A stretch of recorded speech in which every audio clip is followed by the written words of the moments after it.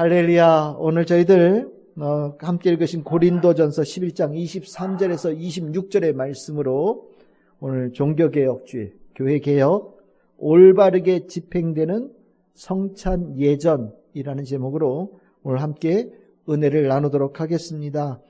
오늘 저희들은 종교개혁주의로 1년의 이 10월 마지막 주일을 지키고 1517년에 있었던, 지금부터 한 500여 년 전에 있었던 마틴 루터를 비롯한 교회개혁가들, 종교개혁가들이 이 땅에 일으켰던 종교개혁을 기억하고 그 뜻을 계속해서 이어가기를 결심하는 주일로 우리는 지키고 있습니다. 오늘 이 종교개혁 주일에 우리 성도들이 신앙이 더욱더 올바르게 세워지고 내가 하나님께로부터 받은, 또 우리 교회를 통하여서 받은 이 복음의 그 가치가 얼마나 귀한 것인지를 다시 한번 깨닫는 시간 되기를 소망합니다. 1517년 마틴 루터라는 이 사제가 교회개혁의 깃발을 들었습니다. 그리고 많은 종교개혁가들, 교회개혁가들이 그 뒤를 따르고 또 힘을 합쳤고 교회의 타락되어짐에 항거하는, 그리고 진정으로 순전한 복음에 세워지는 교회를 세우는 일에 힘을 내었고 그것을 이룬, 쾌거를 이룬 역사상 중요한 날을 우리는 기억하고 오늘 예배를 올려드립니다. 당시 교회라고 하는 로마 가톨릭 교회가 가졌던 부패하고 타락하고 잘못되어진 가르침에 그들의 잘못되어진 교권이 수많은 영혼들을 구원에 이르지 못하게 하는 것을 너무나도 부끄럽게 여기고 안타깝게 여겼던 예수 그리스도의 복음에 충만하였던 교회개혁가들이 새로운 교회, 올바른 교회, 또 건강한 교회를 세우기 위하여서 힘을 냈던 것이 바로 종교개혁이고 교회개혁입니다. 그래서 이 종교개혁, 교회개혁은 교회를 위한 겁니다. 도대체 교회가 어떤 곳일까? 교회는 무슨 일을 해야 하는 곳인가? 교회의 본질은 무엇인가에 대한 아주 깊이 있는 질문을 던지면서 그 질문의 고민 속에 답을 찾아가고 또 그것을 주의 말씀, 성경의 말씀에 기반하여서 실행하고자 했던 이들이 교회개혁가, 종교개혁가들입니다. 이 교회개혁가들, 종교개혁가들이 말했던 교회의 본질이 무엇이냐에 대해서 아주 명확하게 뚜렷하게 알 수 있는 중요한 문구가 있습니다. 그것은 무엇이냐면 1530년, 1517년에 종교개혁을 시작했으니까 그로부터 한 13년 후에 마틴 루터가 우리가 이 종교개혁을 하고자 하는 그 목표는 이겁니다. 우리가 세우고자 하는 교회는 이런 겁니다. 우리가 회복시키자고자 하는 교회는 이런 겁니다. 라는 것을 글로 적어서 당시 독일에 있는 많은 제후들에게 보냈어요. 그 보낸 것을 뭐라고 얘기하냐면 아우구스부르크 신앙 고백서라고 부릅니다. 그러니까 이 아우구스부르크 신앙 고백서는 종교개혁의 그 원칙이 무엇이냐에 관한, 우리가 왜 종교개혁과 교회개혁을 하고 있는지에 대한 것을 뚜렷하게 보여주는 아주 중요한 선언문과 같은 거예요. 거기에 대해 7항에 교회에 대한 아주 중요한 문구가 나옵니다. 우리 같이 한번 읽어보겠습니다. 시작. 유일하고 거룩한 교회는 영원히 지속될 것이다. 교회는 복음이 순수하게 선포되고 성례전이 올바르게 집행되는 성도의 모임이다. 이것이 종교개혁, 교회개혁에서 세우고자 했던, 올바르게 회복시키고자 했던 교회의 본질이에요. 여기 이 본질에 우리가 몇 가지 포인트를 좀 볼 수 있는데, 첫 번째 볼 수 있는 것은 교회는 유일하고 거룩한 성도의 모임이라는 겁니다. 이 유일하다라는 것은 구원이 이루어지는 유일한, 그래서 굉장히 중요한 거예요. 교회가 없으면 이 땅에 예수 그리스도의 복음의 역사가 일어난, 구원의 역사가 일어날 곳이 무너지는 겁니다. 교회는 늘 있어야 되고요. 항상 있어야 되고 반드시 있어야 되는 거예요. 어떤 일이 있어도. 교회가 없어지면 이 땅에 구원의 소망이 사라지는 거예요. 이것이 중요한 교회의 그 존재 이유가 되어지고, 그러면서 이 교회는 언제나 하나님의 거룩하심이 충만한 곳이어야 된다. 하나님의 거룩하신 뜻이 충만한 곳이 되어야 된다. 이것이 교회다라고 선언한 겁니다. 하나님의 뜻은 바로 구원이지요. 인간의 사사로운 욕심이나 욕망, 허세, 교만이 판치는 곳이 교회가 아니라 하나님의 뜻을 위하여 세워졌고 하나님의 뜻을 이루는 것이 교회여야 된다. 우리가 회복시키고자 하는 교회는 이런 겁니다. 라고 선언한 거예요. 당시 로마 가톨릭 교회는 그 하나님의 뜻에 대한 열망을 잃어버린 지 오래됐고요. 자신들의 권력과 또 많은 부의 축적을 위하여서 잘못된 가르침을 전하고 특별히 구원에 대하여서 허황된 가르침을 전하였던 완전히 무너진 교회의 모습이었습니다. 우리는 그 대표적인 모습을 면죄부라고 하는 돈 주고 채권을 팔고 그 채권을 사는 사람은 하나님께서 그것을 보시고 구원해 주신다. 당신의 영혼뿐만 아니라 이미 돌아가신 분들의 영혼까지 구원해 주신다라는 것을 선전하면서 채권을 팔았던 일들이 있을 정도로 실은 당시 로마 가톨릭 교회는 하나님의 뜻에 대한 관심보다는 훨씬 더 다른 것에 대한 관심이 많았던 교회였기에 교회 개혁을 일으킨 것이 일어난 겁니다. 두 번째로 여기 안에 있는 내용이 뭡니까? 복음이 순수하게 선포되어져야 된다. 우리가 교회 개혁을 통해서 하고자 하는 게 뭐냐? 순수한 복음이 선포되어지는 교회를 세우고자 합니다.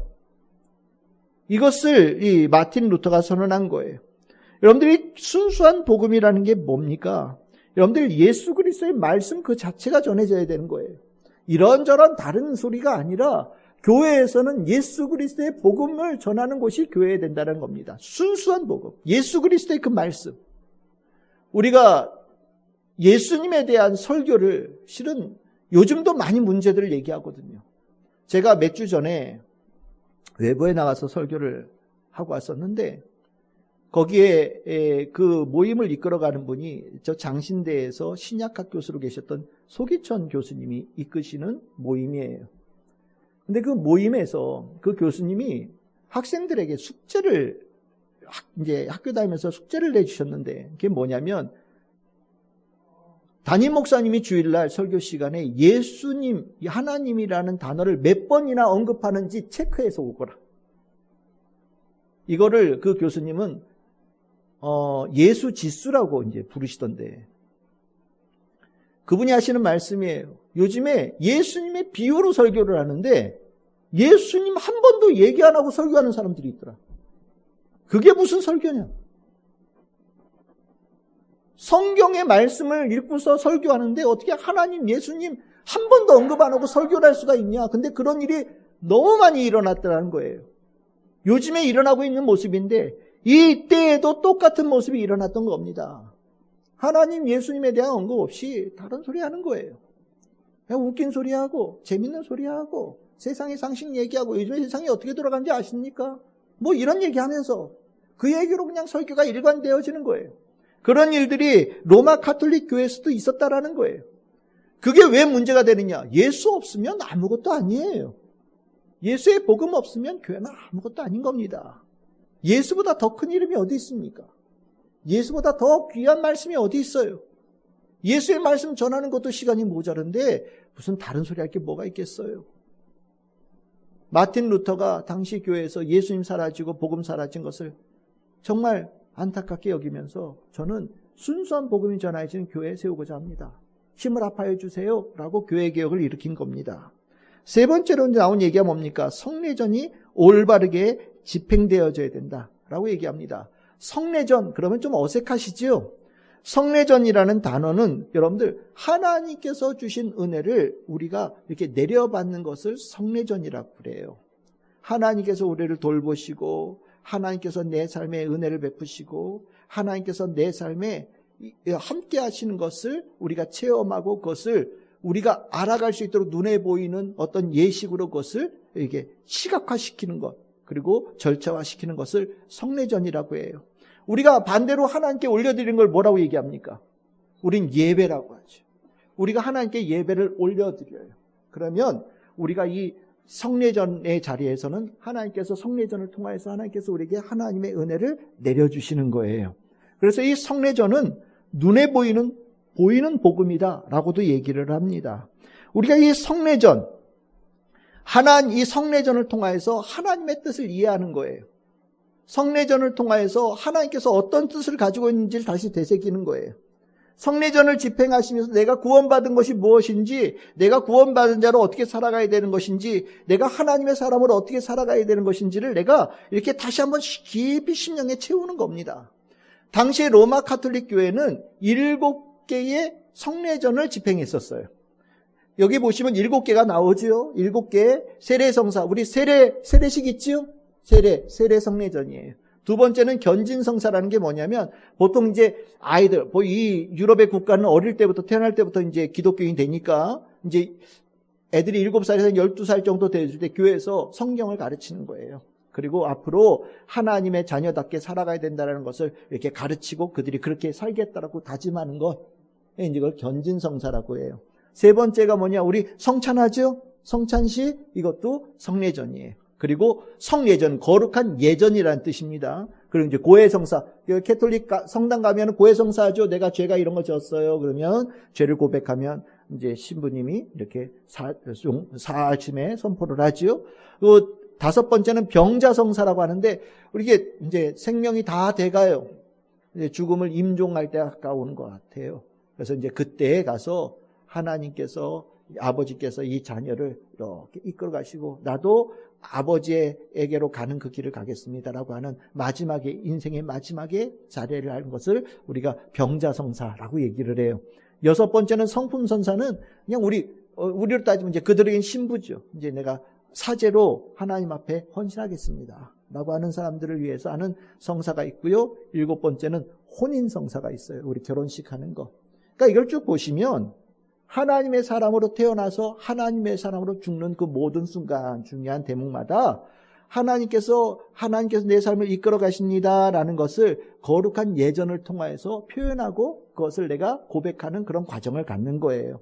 이런 성례전을 쭉 진행했는데, 이 종교개혁들은요, 오히려 이 성례전이 하나님의 은혜를 사람들에게 전하는 그런 것에 복된 그런 것이 이루어지는 자리가 아니라, 오히려 이 성례전을 왜곡하고 잘못해서 오히려 사회를 좀 더 병들게 만들고 부조리하게 만드는 데 쓰여졌다고 비판하기 시작합니다.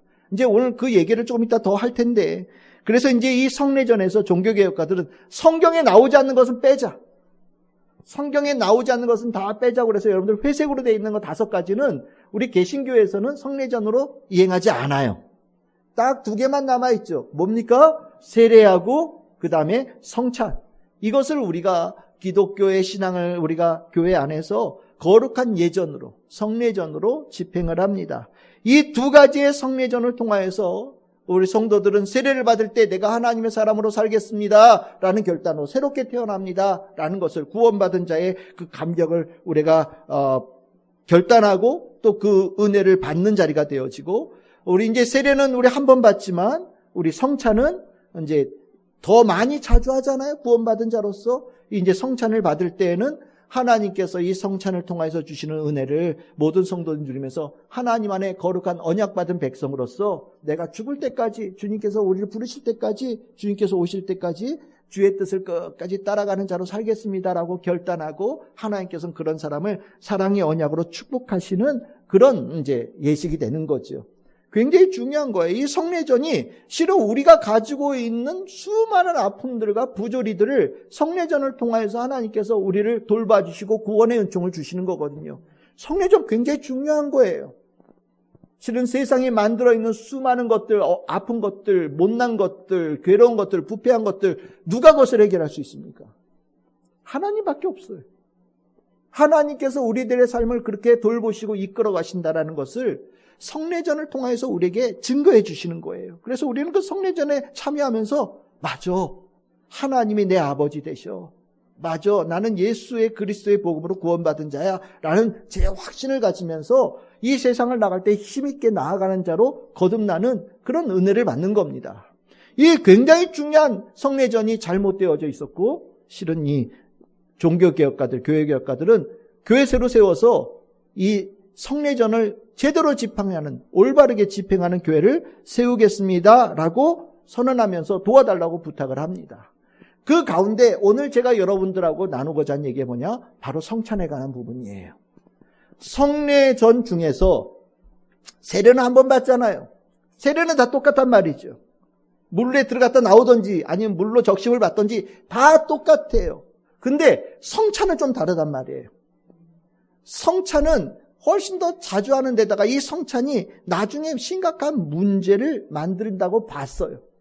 이 성찬의 성례전을 잘못 이행함을 통하여서 교회가 타락되어지고 타락되어진 그 모습을 오히려 올바른 것으로 포장하면서 이것이 사회 전반으로 악영향을 끼치는 근원적인 문제다라고 종교개혁가들이 지적하고 보기 시작했습니다. 그래서 우리는 이 성찬이 이렇게 중요한 문제인지 잘 모를 수 있는데 종교개혁가들, 교회개혁가들은 이 성찬 문제에 대해서 아주 집중적으로 파고들기 시작했어요. 그 문제를 제가 여러분들하고 나누면서 우리가 성찬을 대하는 이것이 얼마나 중요한 것인지를 오늘 이 시간 좀 나누었으면 좋겠습니다. 우리가 이 성찬이 이 뭐냐면 성찬이라고 하는 이것이 원래 시작은 예수님께서 우리가 알고 있는 성만찬이라고 하는 십자가에 돌아가시기 전에 제자들과 마지막 저녁 식사를 하시면서 예수님께서 떡과 포도주를 나누어 주시면서 이것이 내 몸이고 내 피다라고 말씀하시는 것에서 시작되어진 거예요. 그러니까 예수님께서 가르쳐 주신 거죠. 우리 마가복음 14장 22절에서 24절에 이 말씀이 있죠. 맨 마지막에 언약이라는 단어가 나오죠. 예수님께서 제자들에게 마지막 시간, 그 귀한 시간을 보내시면서 앞으로 있을 그 십자가 사건은 이 시각으로 보고 이 시각으로 이해하고 이 시각으로 믿어야 된다라고 가르쳐 주신 거예요. 그래서 성찬을 대할 때 우리는 십자가를 봅니다. 그리고 십자가의 승리를 보고 그 십자가의 은혜를 내가 영원한 은혜로 받았음을 내가 재확인하는 시간이 되어지죠.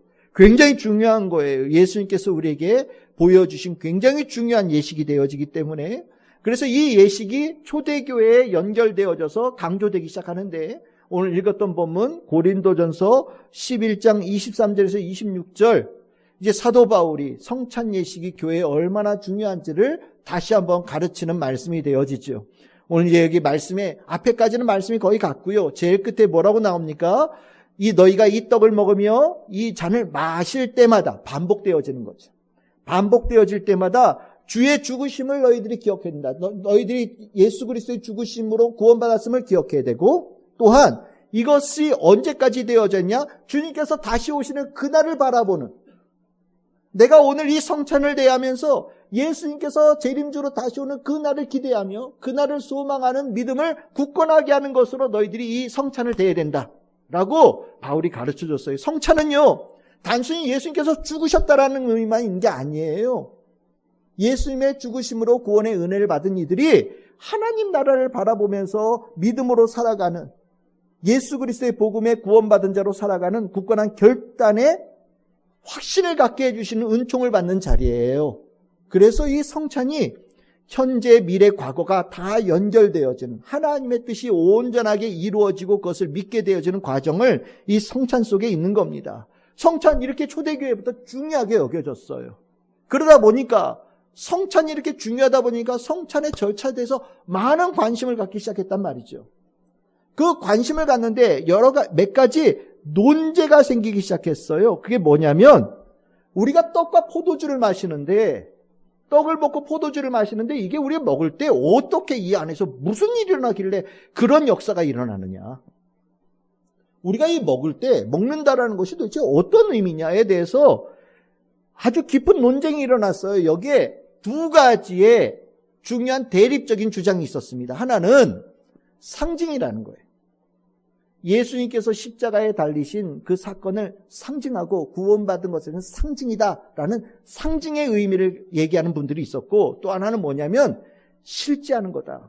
예수님께서 말씀하시지 않냐. 떡을 먹으면 내 몸을 먹는 거다. 포도주를 마시면 내 피를 마시는 것이다라고 얘기했으니 우리가 겉으로 보기에는 떡과 포도주지만 우리 입을 통해서 들어가면 이 안에서 예수의 몸이 되어지고 예수의 피가 되어지는 것이다. 이게 실제론이라고 합니다. 이 두 개가 아주 오랜 시간 동안 굉장히 오랜 시간 동안 서로 논쟁을 벌였어요. 어떤 것이냐에 대해서. 그러다가 1215년 그러니까 종교개혁이 일어나기 300년 전에 로마 가톨릭 교회에서 라테란 공의라고 이제 그 로마에 있는 대성당이에요. 거기서 교회 전체 지도자들이 모여서 회의를 하면서 결정을 내렸어요.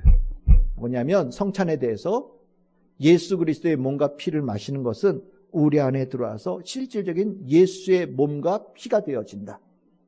이것을 화채설이라고 그래요. 화채설. 예, 그러니까 예수의 몸으로 바뀐다. 이것이 로마 가톨릭 교회의 공식 교리가 된 거예요. 여러분들 뭐 그럴 수 있죠, 그렇지요? 이게 우리가 먹는 이 성찬을 대하는 게 귀하다라는 의미에서 이렇게 얘기할 수 있는 거잖아요. 그러니까 이게 뭐 옳으냐 그르냐를 다 떠나서 뭐 이게 예수 우리가 성찬을 대하는 것을 귀하게 여기고 존귀하게 여긴다라는 인식으로 이해한다면 그렇게 얘기할 수 있어라고 생각할 수 있어요. 그런데 이게 이제 원칙은 그런데 운영에 문제가 생기면 타락하기 시작하는 거거든요. 예수의 몸이 되어지고 피가 되어진다. 그러면 이게 굉장히 중요해지는 거예요. 이 자체가. 우리가 포도주가 그냥 포도주가 아닌 거. 우리 눈에는 포도주로 보이지만 이거는 예수의 피가 되는 거예요. 떡은 그냥 떡처럼 보이지만 이것이 예수 그리스도의 몸이 되어지는 거란 말이죠. 그러니까 이게 굉장히 중요하고 귀한 것이 되어졌어요. 그러니까 여러 가지 이것으로 해서 또 논란이 일어납니다. 예를 들어서 포도주가 흘렸어요. 포도주를 따르다 흘릴 수 있잖아요. 그럼 이거 어떻게 되냐? 예수의 피를 흘린 거예요. 이거 심각해지는 거죠. 떡을 떼다가 떨어졌어요. 뭐가 되는 거예요? 한 예수 그리스도의 몸이 떨어져서 더러워진 거예요. 이건 단순하게 떡이 떨어진 게 아니라 예수의 몸을 더럽힌 것이 되니까 이게 심각한 문제가 된단 말이에요. 이게 어디까지 논쟁이 벌어지냐면 교회에 쥐들이 많았잖아요. 포도주를 예를 들어 떨어뜨렸는데 쥐가 낼름 할 것 같다. 떡을 떨어뜨렸는데 예를 들어서 쥐가 낼름 그것을 들고 날랐다. 그럼 그거 어떻게 되는 거냐? 이게 우리는 웃는 얘기처럼 들릴지 모르지만 성찬에 가지고 있는 예수 그리스도의 피, 예수 그리스도의 몸이라고 하는 이 의미를 이해한다면 이거 굉장히 중요한 의미가 되는 거예요. 만약 이것을 우리가 잘못하면 우리가 죄를 범하는 일이 될 수 있잖아요. 그러니까 이 문제가 교회에서 굉장히 심각한 논의로 발전하기 시작했어요. 그래서 로마 가톨릭 교회에서 성찬을 대할 때 이제 묘수를 내놓은 거예요. 첫 번째는 뭐냐? 떡을 떼줄 때는 막 사람들이 막 함부로 막 떼면 부스러기도 났고 막 이상한 일이 생기잖아요. 그러니까 사제가 신부님이 성도들의 입에다 직접 넣어줘라. 그렇죠? 그럴 수 있죠. 흘리면 안 되니까. 그러니까 입 벌리세요. 그리고서 그 안에다 쏙 집어넣어 주는 거예요. 떨어뜨리지 말라고. 근데 여러분들 포도주는 어떤 문제가 있어요? 당시 사람들이 수염도 이렇게 기르고요. 예? 좀 이렇게 거친 사람들도 많잖아요. 근데 이 잔이 이렇게 뭐 손도 막 투박하고 그러다 이렇게 수염에도 막 묻고 막 지저분해지고 막 그러면 안 되잖아요. 그러니까 어떻게 하냐? 포도주는 사제만 먹자. 신부만 먹자. 떡은 입에다 다 넣어주는데 포도주는 혹시 이게 더러워지고 떨어지면 안 되니까 사제만 먹자. 그리고 여기 있는 사람들은 먹은 셈 치자. 이렇게 한 거예요. 이게 떡과 포도주의 분리성찬입니다. 이해되시죠?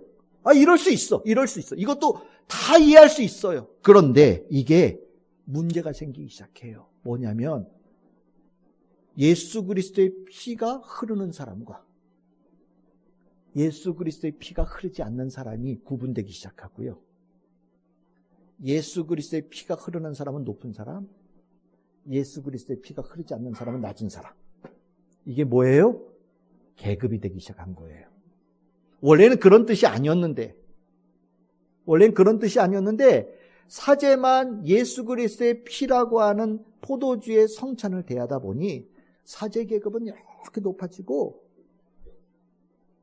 성찬에 포도주를 대하지 못한 사람이 이렇게 낮아지면서 성찬을 대하는 자리가 모든 이들이 하나님의 은혜를 공평하게 받고 공평하게 누리는 자가 그런 시간이 아니라 누구는 그 시간에 많은 은혜를 받고 누구는 은혜를 받지 못하는 자는 구별되어지고 차별되어지는 자리로 바뀌기 시작했다라는 거예요.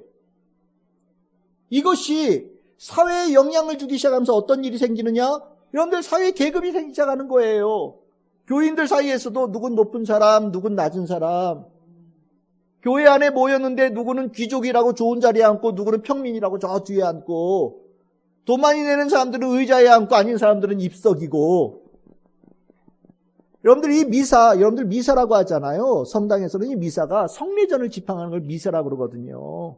이게 예배의 주예요. 굉장히 오래 걸려요. 2시간, 3시간도 걸렸대요. 그러니까 어떤 일이 벌어졌냐. 돈 많은 사람들이 자기 종을 보내는 거예요. 가서 자리 지키고 있어. 그러다가 성찬할 시간만 때를 맞춰서 오는 거예요. 요즘 같으면 줄을 딴 사람 세워놨다가 성찬할 시간에 가서 성찬만 받아 먹고 오면 되는 거예요. 그러면 나는 오늘 예수 그리스도의 몸을 먹은 그리스도인이야. 됐어? 이거면 됐지. 이게 포인트인데, 이게 하이라이트인데, 성찬을 대하는 게 예식이 중요한 건데, 이런 식으로 바뀌기 시작하면서 교회로부터 시작해서 사회 전반으로 억압과 탄압과 불평등, 착취가 이루어지는 수많은 일들이 일어났다라는 거예요. 여러분들 중세시대의 영화 보면 사제들이 막 그 지역에 사는 평민들에게 막 그 세금 뜯어내고 수많은 거 수탈하고 자기네들은 배불리 먹는데 뭐 아닌 사람들은 막 굶어 죽는 이야기들 영화에 이런 데 보이시잖아요. 그렇게 되어지게 되어진 계기가 뭐냐? 종교개혁가들이 봤을 때 어디서부터 시작된 거냐? 성찬이다, 성찬. 성찬 때문에 이렇게 된 거다. 잘못되어진 성찬을 실행하다 보니 사회가 이렇게 타락되어진 것이더라고 지적하기 시작한 거예요. 그러면서 종교개혁가들, 특히 마틴 루터가 성찬개혁에 힘을 쏟기 시작한 겁니다. 목표는 뭐겠어요? 모든 사람들이 다 성찬을 받는 거예요. 떡과 포도주 분리하는 것 없이 모든 성도들이 떡도 먹고 포도주도 마시는 성찬을 받는 거예요. 그러면서 교회 안에 위와 아래가 없어지고 모두가 한 형제가 되어지고 그것이 더 나아가서 사회에 불합리한 계급의 구도를 없애버리고 모두가 함께 잘 살 수 있는 사회를 만들어가는 그 시작을 교회에서부터 시작하겠다라고 결단한 거예요. 이 선언을 우리는 중요하게 봐야 되는 거예요. 성찬을 왜 성찬 가지고 저렇게 싸웠을까라고 이해하지 못하면 성찬에 관한 내용을 넘겨뛰지만 성찬이 이렇게 중요한 거예요. 그래서 이 마틴 루터가 자기가 이 성찬에 가지고 있는 뜻을 편지를 써서 논문을 써서 쫙 보내요. 그 유명한 논문이 독일 기독교 귀족에게 고함이라고 하는 편지예요. 이제 내가 당신들에게 편지를 씁니다. 이제 뭘 쓰겠어요? 로마 가톨릭 교회가 뭘 잘못하고 있는지 이건 잘못된 것이라는 얘기를 쭉 적는데 그 중에 성례, 성찬의 성례가 잘못되어졌음을 아주 낱낱하게 밝힙니다. 그러면서 우리가 제대로 된 성찬을 회복해야 될 이유를 성경에서 찾는데 3개의 구절을 대표적으로 찾아요. 그게 로마서 12장 4절에서 5절. 뭐라고 나옵니까? 우리는 한 몸이다. 우리는 한 몸이다. 예수 그리스도에서 한 몸이다. 다 같이 한 몸이 되어져야 된다. 우리 성찬도 다 같이 나누면서 예수 그리스도의 몸이 되어져야 된다. 누구는 먹고 누구는 안 먹고 그럴 수 없다라는 것을 얘기를 해요. 두 번째로 하는 말씀이 고린도전서 12장 12절 이하의 말씀인데 대표적으로 이 말씀이 같은 말씀이지요. 몸이 하나다. 우리 교회 안에 있는 모든 성도들의 지체는 다 평등하다라는 말씀이 예수 그리스도의 말씀이다라고 증거합니다. 그리고 세 번째로 베드로전서 2장 9절 우리 같이 한번 읽어보겠습니다. 시작. 그러나 너희는 택하신 족속이요 왕 같은 제사장들이요 거룩한 나라요 그의 소유가 된 백성이니 이는 너희를 어두운 데서 불러내어 그의 기이한 빛에 들어가기 하신 이의 아름다운 덕을 선포하게 하려 하심이라. 아멘.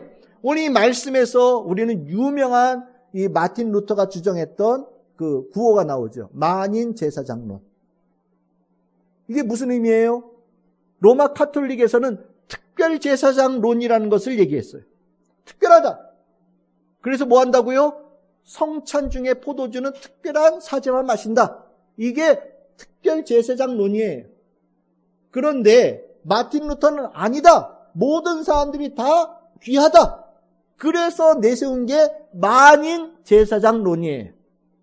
그래서 모든 사람들이 다 성찬에 동참해야 된다는 것을 이 말씀을 통해서 가르치는 겁니다. 여러분들 이 말씀 이해되시지요? 왜 성찬이 이렇게 중요한 의미가 된지 이해가 되시지요? 맞아요. 여러분들 종교개혁의 이야기를 보시면 성찬에 대해서 종교개혁가들 사이에도 굉장히 많은 논쟁들이 나오거든요. 여러분들이 지금 마틴 루터가 아까 로마 카톨릭은 화채설이라고 그랬죠? 근데 이제 마틴 루터는 화채설에서 약간 다른 견해를 제시해 걸 공제설이라고 얘기해요. 제가 어려운 말이니까 나중에 설교할 기회가 있을 거예요. 그리고 또 다른 종교개혁가 등 쯔빙글이라고 하는 분은 이건 기념하는 거다. 아까 기념하라 하지 않으셨느냐. 기념하는 거다라고 주장을 해요. 그리고 우리가 잘 알고 있는 장 칼빈이라고 하는 종교개혁가는 영적으로 임재하신다. 영적 임재설. 우리가 성찬을 대할 때 영적으로 임재한다라는 각기 다른 주장들을 펼치면서 이것 가지고 아주 치열한 논쟁과 때에 따라서는 갈등이 일어나기도 합니다. 우리는 이해가 잘 안 돼요. 왜 그거 가지고 싸워? 그거 성찬 대하면 되지? 라고 이해할 수 있을지 모르지만 앞에서 이 성찬으로 종교개혁의 시발점을 삼았다는 것을 이해하면 이 뒤로 우리가 이 성찬을 어떻게 이해할 것인가에 대해서 이 논쟁하는 것은 이제 이해할 수 있는 부분이 될 거라는 생각이 듭니다.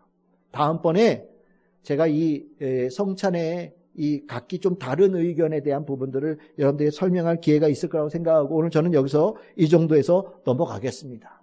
이제 이렇게 성찬에 대한 이해를 알고 나고 성찬이 중요하다는 것을 깨닫고 나면 개혁된 교회의 주된 특징이 뭐가 될까요? 올바른 성찬을 이행하는 것이 바로 개혁된 교회의 상징이 되어집니다.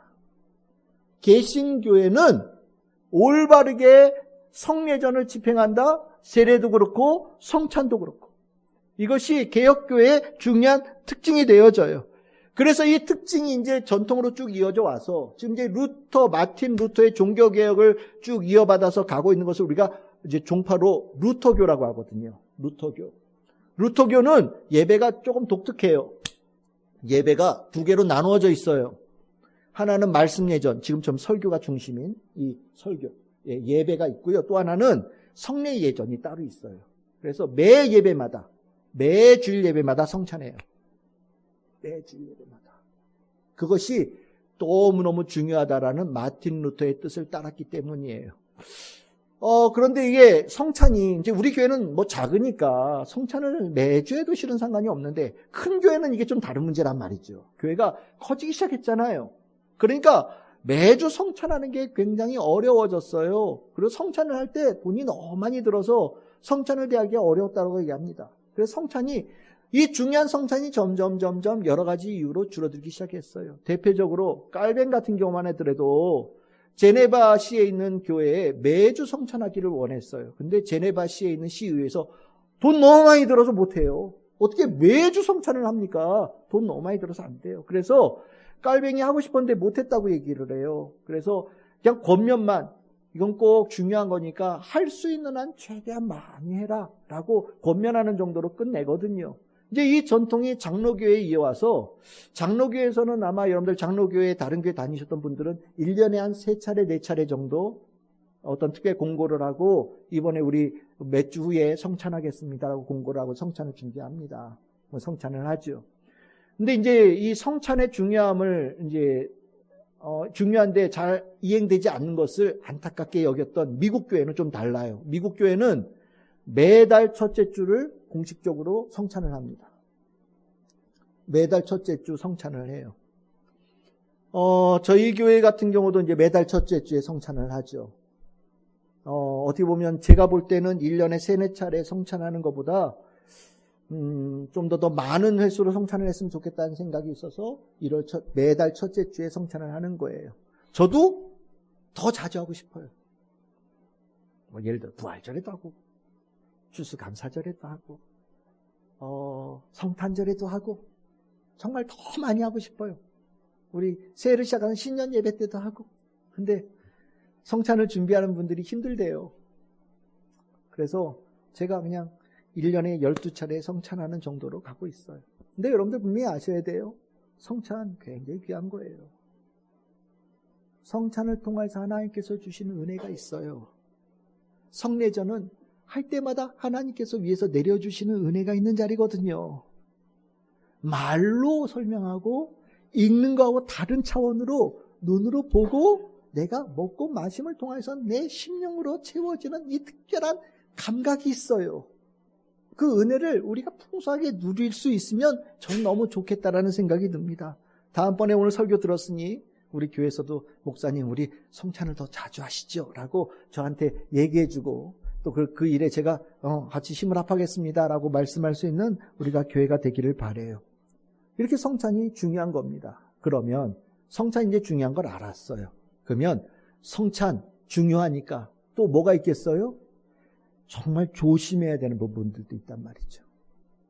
성찬에 대해서 굉장히 조심하고 또 우리가 아주 경건하게 성찬을 대해야 되는 거예요. 성찬의 의미를 모를 때는 포도주 맛이 어떠니, 떡 맛이 어떠니, 이런 얘기예요.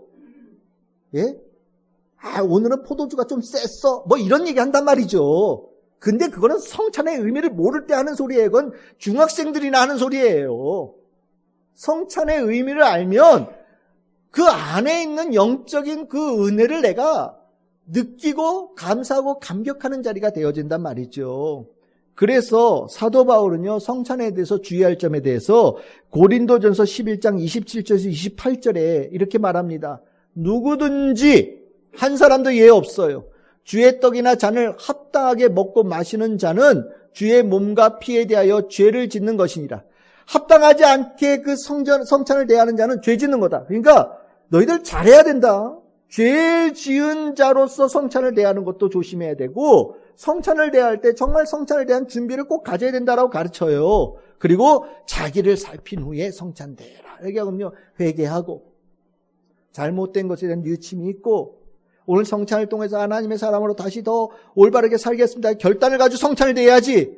성찬 시간이야 가서 내가 가서 쑥 먹고 마시고 안 된다라는 거예요. 이런 사람들이 많았기 때문에 사도 바울이 이렇게 가르친 거거든요. 이 가르침을 아까 얘기했던 마틴 루터는 조금 더 세분화시켜서 가르치는데 그냥 들어보십시오. 첫 번째, 사적인 성찬은 절대 안 된다. 예. 교회 안 가고 집에서 포도주 따라 놓고 떡 갖다 놓고 마시고 혼자 원래 성찬 안 된다. 그렇게 니들 마음대로 성찬하겠다고 생각하면 다 때려쳐라. 안 된다. 절대 안 된다. 두 번째, 성찬을 받는 성도들은 사제로부터 성찬에 받을 수 있는 자격이 있는지 점검받아야 되고 사제는 성도 한 사람이 진짜 성찬에 참여할 수 있는 성도로 살아가고 있는지 생활과 행동을 관찰해야 된다. 이거 중요한 의미예요. 무슨 소리냐? 목사님이 당신 오늘 성찬 받지 마세요라고 금할 수 있다라는 거예요. 그렇죠? 잔뜩 죄 짓고 이상한 짓 잔뜩 하고 성찬 대하면 안 되죠. 회개도 안 된 상태에서 성찬 대하면 그거는 성찬을 우습게 여기는 거란 말이죠. 그런 사람들은 나는 성찬 못 받아요 라고 얘기할지 몰라요. 하지만 엄밀하게 얘기하면 굉장히 조심해야 되는 거예요. 물론 못 받게 할 수는 없죠. 목사 입장에서 어떻게 당신은 안 돼 어떻게 얘기를 하겠어요. 요즘에 그러면 교회 안 나오잖아요. 그러니까 말은 못하지만 그만큼 성찬을 대할 때 조심해야 된다라는 거예요. 그리고 성찬을 할 때는 모든 사람들이 보는 앞에서 성찬해야 된다. 저 숨어서 아니라 내가 하나님의 사람으로 살아가겠다는 것을 만인 앞에서 드러내고 증거해야 된다. 그래서 우리 어떻게 합니까? 성찬 나와서 앞에 나와서 성찬 대야죠. 의미 있는 거예요. 그리고 그 외에 성찬을 대할 때 아까 떡과 포도주 모두 다 해야 되고 그 다음에 성찬을 대할 때 당신은 라틴어 이제 로마 교회에서는 라틴어 써서 했거든요. 근데 마틴 루터는 모국어로 해야 된다. 알아듣게 해야지. 알아듣지도 못하는 이상한 말 해가지고 성도들 와서 떡만 먹고 가고 포도주만 먹게 하면 안 된다는 것을 가르치는 거예요. 우리가 성찬을 대할 때 굉장히 조심해야 되는 거예요. 그래서 우리 다음 주 성찬하죠?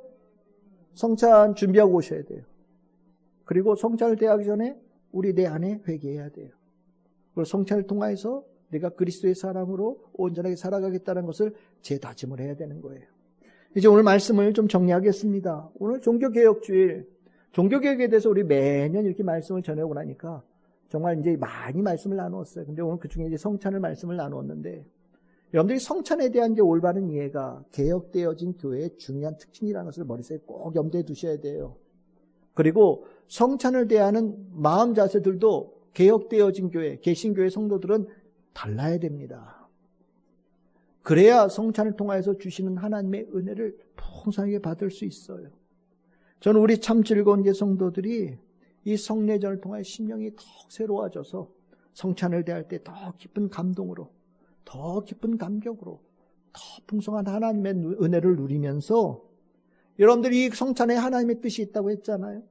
하나님의 뜻을 더 귀하게 전하고 그 열매를 풍성하게 맺는 데 여러분들의 삶이 귀하게 쓰여지는 성도로 결단하고 나아가는 우리 참 즐거운 교회와 우리 참 즐거운 교회 모든 성도들 다 될 수 있기를 주님의 이름으로 축복합니다.